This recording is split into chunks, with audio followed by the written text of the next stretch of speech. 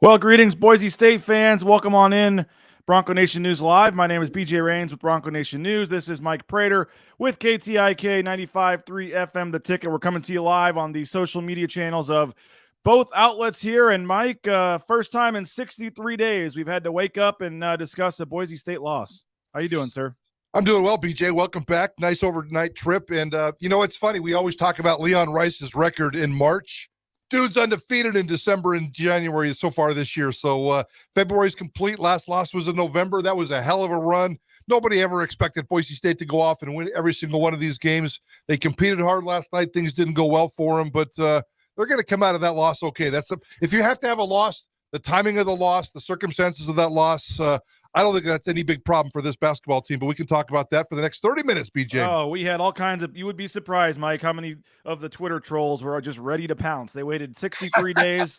They waited 14 games, and the one game they lose, a quad one game in a game they were the underdogs. They were supposed to lose by all the computer metrics, and yet they were saying, "Oh, here we go. The February slide has started." Time will tell, and that's some people have a right based on previous struggles to maybe get there. I will say it's nice to have a San Jose game up next. I know it's a quick turnaround, but you'd rather have San Jose in front of a big crowd tomorrow than have to be playing Colorado State tomorrow or something. So, yep. It was a tough environment. It wasn't full down there, Mike, but it was a pretty good crowd, and the students were into it, and it was a back and forth game, and you had some foul trouble issues, and just Boise State, like you said, we knew they were going to lose a game at some point, and I think a lot of people in the last week or two had kind of circled that one as, okay, well, it's going to finally have to end here, and it did, but in the end, like you said, it's not really a game that's probably going to hurt them too bad. No, I don't think it's going to hurt. As a matter of fact, I think they can take some good things out of this. You certainly don't want to take a monster winning streak into late February or March. I know it's nice to win every single game, and that's certainly what their goal is every single day they wake up and play a basketball game. But they're getting, the combination of the schedule coming up, it's just a beautiful schedule. As you mentioned, San Jose State, 5 of the next 6 are at home. 6 of the last 9 for the regular season are at home. There's some games and there's some time off. There's some built-in 4 or 5 days where they can go off and get some rest. I think the schedule sets up perfectly for them, and I think that they can learn from last night. They got to work on some things. They got to work on Armouche. They got to work on some shooting. They got to work on some more balance. They got to work on getting ACOT more involved with this offense. So I think a lot of positive things can come out of this. Come out of this loss. Now, BJ, I'm very upset though that if there's some Twitter people out there that are fired up about this, I thought I was the leader of the Fire Leon Rice parade. I guess I lost my role as the leader of that because I'm okay with last night's loss. Well, it might have been one of your burner accounts. I'll have to go back and check. We'll have to wait and see. But yeah, folks do have questions or comments on this basketball team, whether you're watching on the KTIK Facebook page, Twitter page, YouTube channels, or the Bronco Nation News channels. Get those in, question or comment for Mike or myself, and we'll get to that. But last night, Mike, I want to talk the game and then big picture, but Graham Ike, the big man for Wyoming, 33 points. He had 10 rebounds. Boise State was pretty much unable to stop him. Here's a short clip from my conversation after the game with Leon Rice about Graham Ike and the difficulties of guarding him.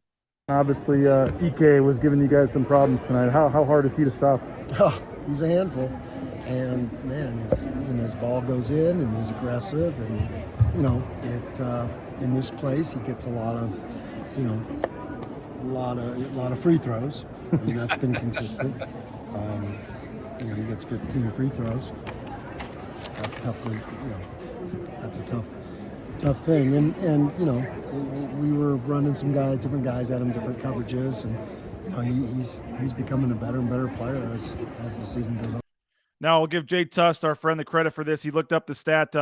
Graham Ike averages about 9 free throws a game at home and about 6 free throws a game on the road. So he does get some more, which I think most teams probably would get the benefit of a little bit of a whistle at home. But that was a very inexperienced crew. I thought it was bad for both sides. I'm not going to say that Boise State got homered or anything, but I thought there were a couple questionable calls. You had the Tyson Degenhardt's 5th foul where he was basically getting out of the way, and the ref called the foul on him. Leon was as animated, especially early in the game, as I can remember, Mike. Early in the game, he was really getting into it with the refs. There was a play where Graham Ike kind of barreled the guy over, and there was no call. And then the very next possession, ACOT was called for a charge, and Leon was like almost at half court. And he was very close multiple times to getting a technical foul. There was another possession where I couldn't tell what happened. Maybe you could tell on TV, but the shot clock never reset or something at 13. And he was really fired up about that. And then the fans were getting into it. And it was a inexperienced crew. Ironically enough, that one of the officials is the head baseball coach at Salt Lake Community College and moonlights as a referee in his spare time. I hope he's a better baseball coach. But no, I mean, he was okay. The referee wasn't didn't think it was anything special. It certainly wasn't the Final Four crew they had in Fresno last week. And that's going to happen. Again, I thought both teams, maybe benefited at times and also got hurt at times. And so but I'm not coming on here to blame the officials, but there were a couple calls, and particularly against Tyson Degenhart, that once he fouled out of the game, that changed things a little bit.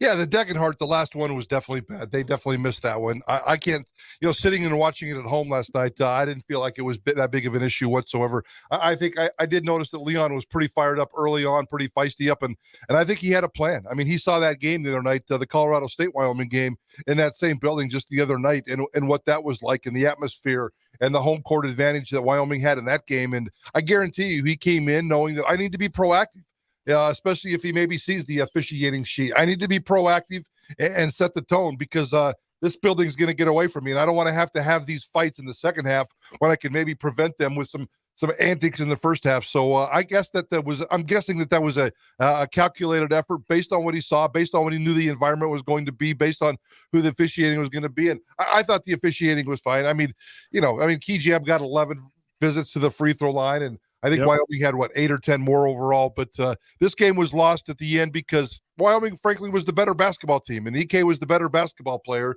and Boise State just didn't quite have it. That's what they need to figure out. With only 6 or 7 players that can come off this bench or can play on a regular basis, they need more efficiency out of guys like Armouche and Akot. Yeah, and they definitely went down the bench. Milner got some action. I thought he actually did okay. Had a nice bucket over EK. Yeah, that was beautiful.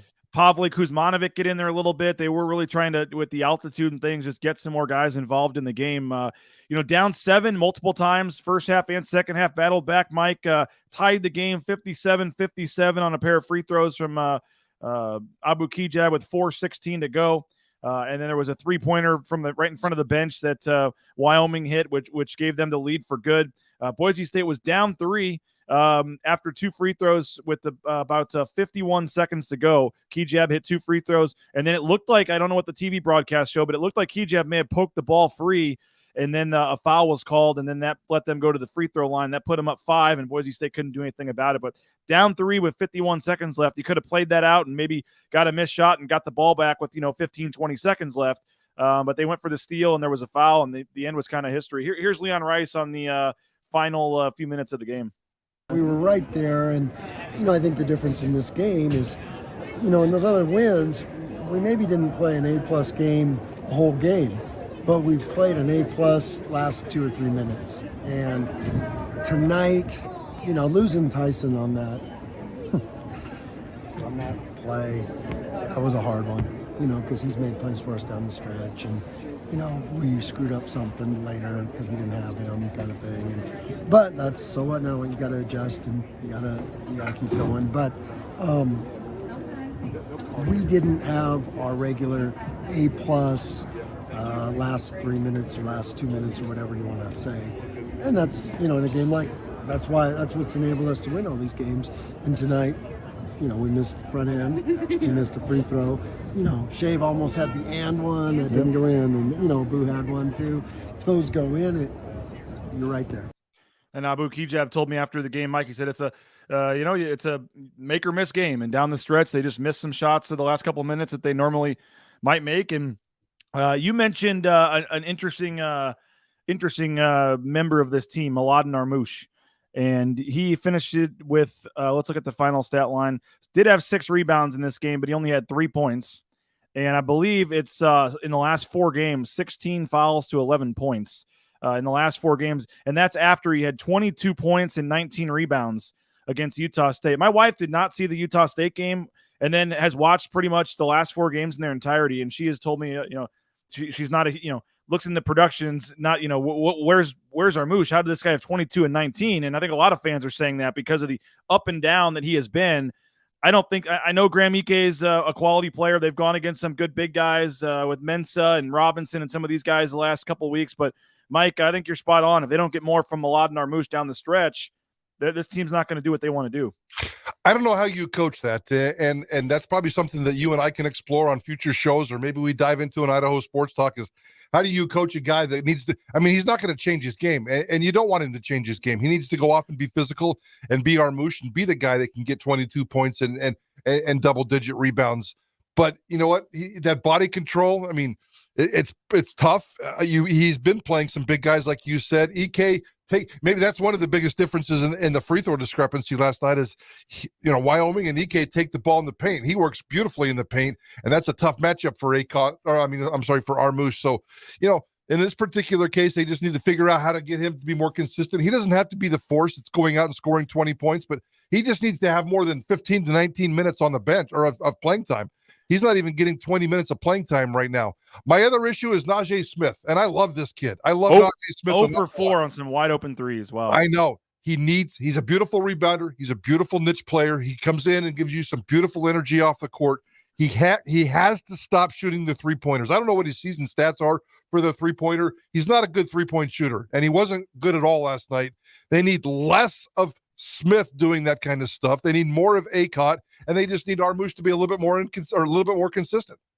Yeah, and I'm looking up his stats right here from three-point range. He's 14 of 45, 31%. That's not terrible. 31. He had a couple of games where he was like 3 for 3 or something to help the numbers. Yeah. But I want to go back to Armouche again because Leon Rice doesn't very often call guys out or go very specific on guys struggling. I thought this quote was kind of telling here. This is Leon Rice after the game. And that's tough, like losing Tyson down the stretch and having Lawden, in foul trouble all night. We got to get more out of Lawden, He's a better offensive player than what he's been doing. And can't play 5-on-4. He's had these games where he's been a monster. We need him to be that down the stretch. Can't play 5-on-4. Wow. Can't play 5-on-4, and wow. Again, that was in the middle of the question was about just the other guys having to step up when some of the guys were in foul trouble and stuff, and he went back to Armouche. And again, the last 4 games, 16 fouls, 11 points. And I saw some of the diehard Boise State fans not liking Leon, calling him out, and don't bury the kid when he's down. But I kind of think you put it on him. Hey, man, this team wants to win a Mountain West championship. You're our starting center. You can't be having 16 fouls and 11 points in your last 4 games. And he, speaking through the media a little bit there, calling him out. Yeah, you could say he called him out, but I don't think what he said was that harsh. If anybody out there in social media land is worried about Armouche's feelings getting hurt based on what Leon Rice said there, I loved what Leon Rice said right there, and I think that's exactly right. And I promise you, if he says that in the television camera or in front of you, he's going to tell it to his face a million times more and try to get him better. So that's really the rub here.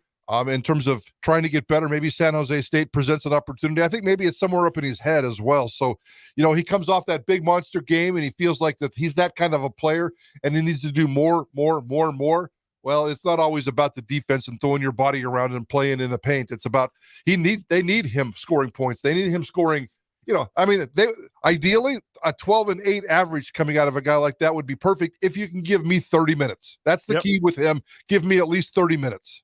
And in a game like that, no offense to I mentioned Milner doing a couple nice things offensively, but Armouche was the only guy close to having any shot against EK on defense. Yeah. And so that was part of the problem. We did have a comment here. Hate to be that guy, but the refereeing was horrendous this game. Phantom fouls called both ways. Appeared the refs predetermined if they were going to call foul on a drive. See Tyson's 5th foul. I wouldn't go that far, but it did seem like EK got, as Leon said, there were a lot of times where he were posting guys up, and that guy's a heck of a player, man. I've seen him twice in person now.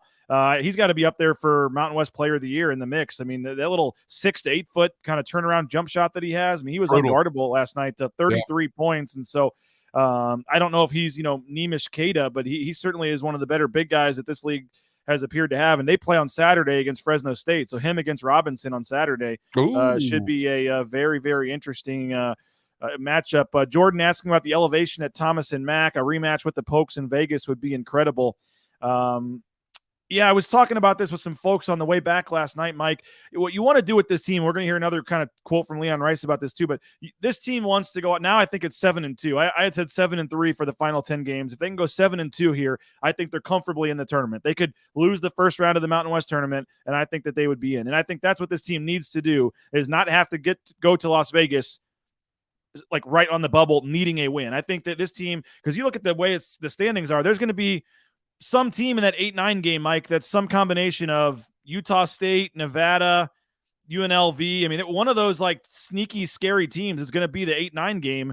And you might have that Thursday, 11 a.m. opening round game on Thursday where you're playing Utah State all of a sudden. You don't want to have to their tournament success is well documented in the Mountain West tournament. Yes. You don't want to have to go into that tournament needing to win a game to be in this tournament. So I think these next 9 games are crucial to and again, last night did not hurt them. It would have been a great win to have, but it was a quad 1 loss. They're not going to fall off the bracketology list today. You know, the AP voters, which who cares? They may not vote for them just because they lost a game. Who cares? But that game did not hurt them. But you can't let that game yesterday turn into what we've talked about with the February slides and making this something. And again, you mentioned it. It does help that they're at home. They have San Jose tomorrow, so that's a nice game to bounce back. I think they're winless in conference, right, Mike? So you're going to have a big crowd. You have a chance to, lick your wounds and get the win. And then they get another, 5-day break before they play a 6-day break. Yes. And maybe you worry a little bit about and I saw somebody on Twitter last night say it, that the 6-day break layoff, was the reason for last night's game for them coming out sluggish. I mean, at some point you have to have some sort of a break, and they had just been playing so many close games, but now you get 2, you get 5 more, and then that final stretch, starting with that UNLV game. By the way, it's a 9 p.m. Friday night home game. That's going to be the kind of final push where they start going back to those every 2-3 days for the rest of the season. And so, I think you take away that, hey, that was a tough game. I don't think they're a team that if Boise State played them again in Las Vegas, they'd be scared or anything. I think they can play with them and beat them. They just have to figure out some way to slow down and get smart production out of, you mentioned both those guys. The other guy that didn't really do much of anything was Emmanuel Acott. Played 26 minutes, had 1 bucket with like 5 seconds left in the game, and that was his only bucket, and he missed a key 1-and-1 down the stretch as well. He was -10, his plus-minus when he was on the court, last night. So, Acott, you get, what was the final numbers? 5 points total out of Armouche and Acott, and you lose by 7. I mean, that's pretty, that's kind of telling right there. But for me, you want to try to make these next 9 games, Mike, where you get to the tournament and the tournament doesn't matter. You're just helping your seed at that point. I like the way you think there, BJ, and I think you're spot on. We talked about that schedule, and you threw out that 7-2 record. Boise State has 6 home games left out of these 9 games left, which is a beautiful number. 6 of your final games are at home. 6 of your final 9 games are at home. If you go 5-1 at home, which is completely doable, especially against this schedule, and you go 2-1 on the road, which might be asking an awful lot because this conference all of a sudden is deep. And I love what you said about that too. I mean, Utah State's in 7th place, and they might be the hottest team in the league right now. That would be a disastrous matchup in the Mountain West Conference. I go back to that first round loss to Utah State in Las Vegas. That would just bring up a massive amount of bad blood and publicity. So if they can go 5-1 at home, 2-1 on the road, that gets you that 7-2. And I like your theory, BJ, when you said the only real goal of this team between here and the end of March or in March is just to make sure that you don't have to have that tournament to get into the tournament. You don't want to have to use the Mountain West tournament to get into the NCAAs. This team has worked too hard and has had too much success. And if they could go into the Mountain West tournament knowing they have that thing locked up, that probably makes them a better basketball team, BJ. Certainly, it probably helps with the confidence of not going down there, walking on eggshells or whatever, playing so nervous because they have to win this game or they're going to the whole season's going to be ruined or whatever. And, Leon Rice did try to put things in perspective last night after the game. We haven't felt that pain in a long time. And so it was good for our guys. The way I love that locker room in there, the way we responded and the way we were. And the thing about this league is, I mean, you look historically, no one's ever got out unscathed. We've had number 1 seeds, in this league. No one's ever finished this season 18-0 or whatever it's been. And not that we never had an intention to lose, that's for sure. This team didn't ever think they could, and that's what's been good about it. But when the dust settles, you're 8-1. You've ran a gauntlet that nobody else has ran yet, with where we've had to play and what we've accomplished there. And so now it's just, you've seen these games. Every night's going to just be a battle. Every night's going to be monster games, and we got to get back to finding our way to win those last 3 minutes like we've been doing.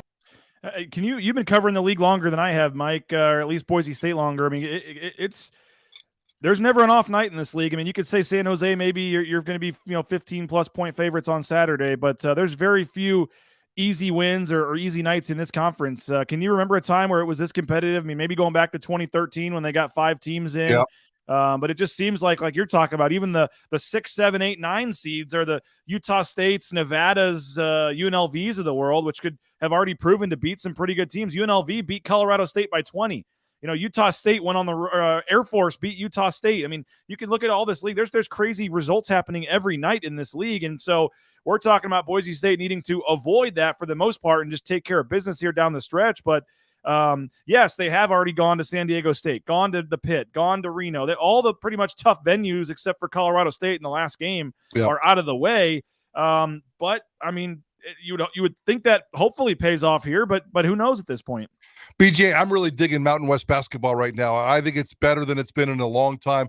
The one problem with Mountain West basketball, as you know, is it's kind of inconsistent. There's the 5 bid season, and then there's the 1 or 2 bid season, and it's very, very inconsistent. I think Mountain West basketball right now is at an epic high for these guys, especially individually. I mean, think about this. 2 or 3 solid players on Boise State's roster. I'm not sure at the end of the day, even if they win this conference in the regular season, even if they're first place, I'm not sure they put a player on the all Mountain West first team. There is so much good individual talent out there, and we saw one of them last night, and we've seen one at Fresno, and we're going to continue to see more. Great individual talents. It's a deep league. Boise State's one of only 3 road trips so far left on the schedule is Air Force. And you just talked about how pesky Air Force can be. UNLV, that's never easy. That'll be a fun road trip trying to get ready for the tournament. And then the season finale against Colorado State. We'll see what that looks like at the end of the season. But I'm digging Colorado State. I'm digging the depth on this team. I'm digging everything about this conference. And I think that there's some individual talent. The Mountain West is solid this year, BJ, individually and team-wise. Huge game tonight as well. San Diego State is at Colorado State tonight, so that'll be a big one. 2 of the upper-tier teams on a Friday night. I guess we found the reason for the losing streak, Mike. Randy saying I broke the winning streak by taking a charter flight. I did have a friend that let me get a ride last night, but I hate to break it to you, but that wasn't the first time I've done that. So they did win it. They did win a game earlier this season also. When I did that as well. We had the announcers were correct in who they said fouled during the game. EK had 5 fouls. Is there a way to double check? I don't think he had 5. They would have figured that out. They just said it wrong. I'm sure the announcers did. Yeah. We said this. Dustin says every BSU win has had issues too. The difference last night in the last 3 minutes was the defense would equal free throws. So they couldn't keep him off the line down the stretch, and that was certainly big. And now, Mike, you kind of spin this forward. As we said, they've done a really good job selling tickets here moving forward. And the third deck, my understanding, is going to have a pretty good crowd on Saturday. And I don't know if it's going to quite sell out, but for the first time all season, the third deck is open, and they are selling seats up there. They're doing the we win, you win. So you pay, I think, $25 for a ticket. And if they win, you get a free ticket to the UNLV game next week. And then if they win again, you get another free ticket until they lose a home game. So they're trying to figure out what they can. And, maybe this, like I said, it works out nicely. You feel much better having a game in 24 hours knowing it's San Jose State than if the Colorado State game was tomorrow. BJ, Saturday afternoon is going to be a big, beautiful kumbaya moment for Boise State basketball fans. I really, truly believe that. It will be the biggest attended game of the season. I'm looking forward to that. I'm not sure how much energy is going to be in there. There's been some energy in some lesser crowds so far this year, but as you said, San Jose State winless, 0 for 9 on the bottom half of the Mountain West standings. But everybody knows now this is going to be a rebound game. It's going to be a celebration of Boise State basketball, more of a celebration of what they've accomplished over these last 2 months and these last 15 games. So I think it'll be fun. The game itself, I would expect Boise State to come out and heal a lot of wounds. Let's make this an Armouche game. Let's make this an ACOT game. Let's make this a Smith game and get the guys who are a little bit broken, get them fixed up and get some confidence going, because I think you can take care of a lot of business. So I think it'll be a festive afternoon. Then they get the week off, and then they play, I believe, the next Friday. So Friday, Sunday, UNLV, Colorado State next weekend. Yeah, don't even ask me about that Sunday game, BJ. We got some beef. We'll talk about that next Friday. But I like the way the schedule sets up, and Saturday is going to be a beautiful day in Extra Mile Arena. Here's Leon Rice calling for the fans for Saturday, tomorrow's game against San Jose State. Being able to put this behind you, said you don't have much time, but I mean, are you confident that this is a team that's not going to, this won't carry over to Saturday? I mean, how do you put this behind you and flush it? Yeah. And you haven't had to worry about it. Everybody come out Saturday and we'll see.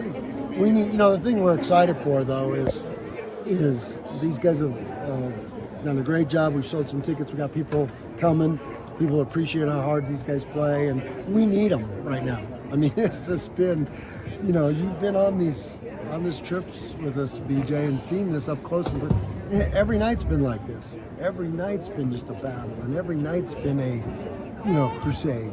And tonight, we had to battle some things that we haven't had to battle maybe on the road as much, and we didn't have enough to overcome.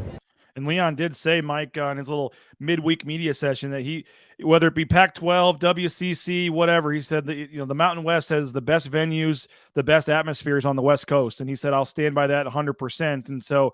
And it's true. You look at even like a down New Mexico or some of these, a down Nevada team, and they're still packing the student section. They're still getting it. So it may not matter tomorrow, but next weekend, and I know you mentioned Sunday, kind of the rough 2 p.m. start time is probably going to hurt the crowd for the Colorado State game. But, some of these home games coming up, I mean, they're home games for a reason. You want to have that crowd advantage. You want to be able to use it to your advantage. And we'll see tomorrow with the third deck being open if the fans that come, like it and have a good time and want to come back, Mike. But your hope is that this thing keeps building. And for the Utah State, San Diego State, some of these big home games coming up, that they get continue to have the season high crowds here.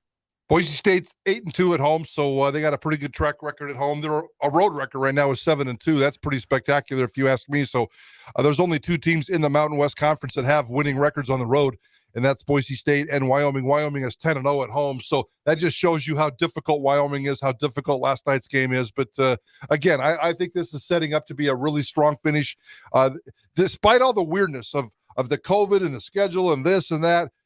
They got through the toughest part of the season, and the next 9 games, there's a lot of opportunity to get better, a lot of opportunity for rest, a lot of opportunity to win some basketball games. It sets up pretty well for him, BJ. It does, and Nick's saying we'll be there. Bronco Nation is pumped. It is funny how one game changes kind of some people's perspective. I mean, if you'd have said they'd be 8-1 and had won all the games and all the places they had, before conference play started, you would have taken this in a heartbeat if you were a Boise State fan. You lose one close game on the road, and all of a sudden you start to get a little nervous about where things are going. But I think that, like you said, tomorrow will be a nice bounce-back game, and then you got a huge weekend next weekend where you'd love to go 2-0, UNLV and Colorado State, and kind of reclaim your, I don't want to say stranglehold, but your first place, spot in the league. And again, some big games this weekend.